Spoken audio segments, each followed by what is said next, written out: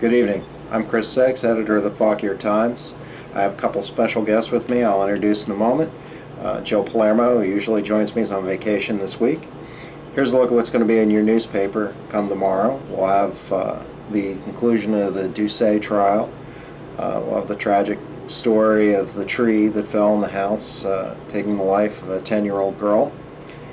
We'll also talk about how farmers are dealing with the rain, and a look at a candidate for sheriff.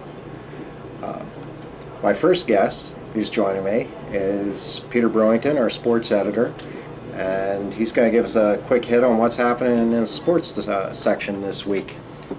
We've got the final installment of our Athlete of the Year packages with the Wakefield kids, and we've also got the start of the golf season.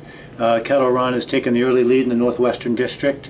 And then we also have a new Liberty Girls basketball coach named Quan Nguyen, which takes a little, we've given you a little lesson on pronouncing her name in the story. All right.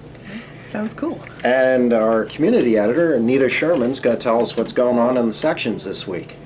Okay, let's start with the business section, and I'm going to hold up this bottle. We've got a feature this week on Middleburg Juice Company, and when the fellow came around, this was filled with beautiful green liquid gold, very refreshing. So we have that in the business section. We also have a short announcement about Walt Robinson, who's the new head of the Rotary, and there's a very interesting column in there on yes, you need a passport when you're traveling, even though you may not think you do.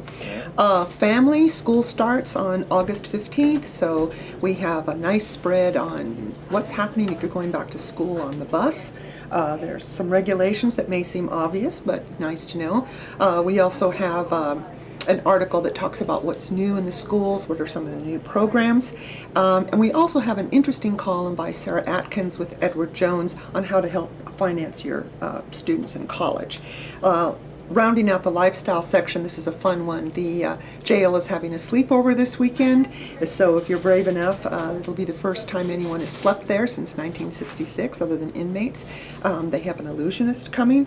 There's an article on Roy Lampert, who's the manager over at CFC, and very excited about our focus this week is on Earl Poulin, who's the president of the Warrenton Lions, and they have another Lions group has merged. So lots to see in addition to calendar and nightlife. So yes, Warrenton has a nightlife. So a lot to check out. So make sure you grab a paper off the racks or check us out digitally. And as always, thanks for reading. Hear, hear.